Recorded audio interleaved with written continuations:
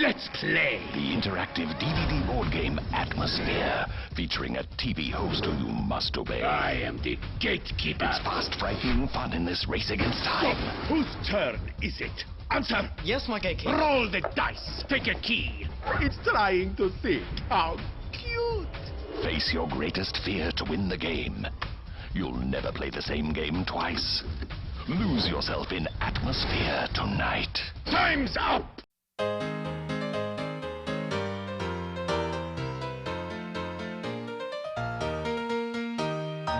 In 2003, Pressman released the DVD board game called Atmosfear, but spelled it Atmosfear, and not the way the 1998 Dustin Hoffman Sharon Stone vehicle spells it.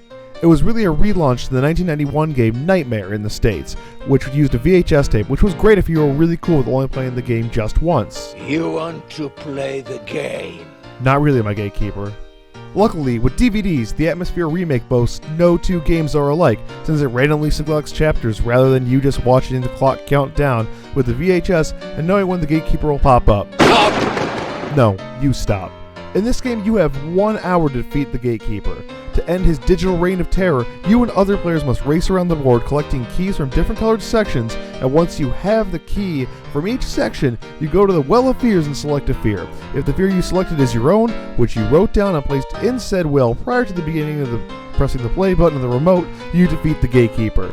If none of you can do it, he wins and your worst fear will supposedly come true. That's the basics. Sure, there's a bit more, but I don't want to spend 40 minutes explaining cards, the black hole, or how this whole game is actually about being submissive and respecting your elders. Stop! No, you stop. So how do you really play this game? In order to play Atmosphere, you need one of two things. About $100, since that's what a copy of it, with shipping, is going for on the net. Or a time machine to take you back to 2003, where you'll spend a whole day driving between Targets and Walmarts with $30 trying to find this thing, like I once did. Either way, you're screwed. Once you got a copy of this game, invite your friends over and make sure they bring a ton of alcohol, since playing this sober is extremely embarrassing.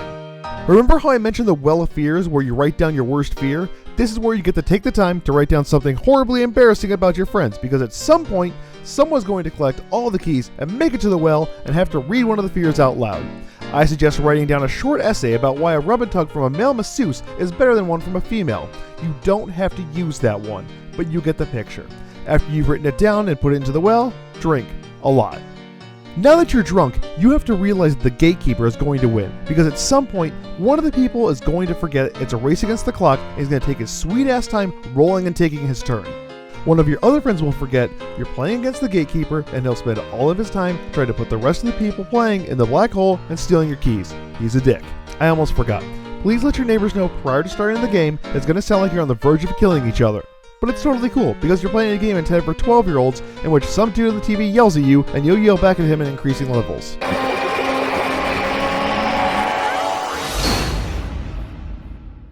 After an hour, the gatekeeper pops up.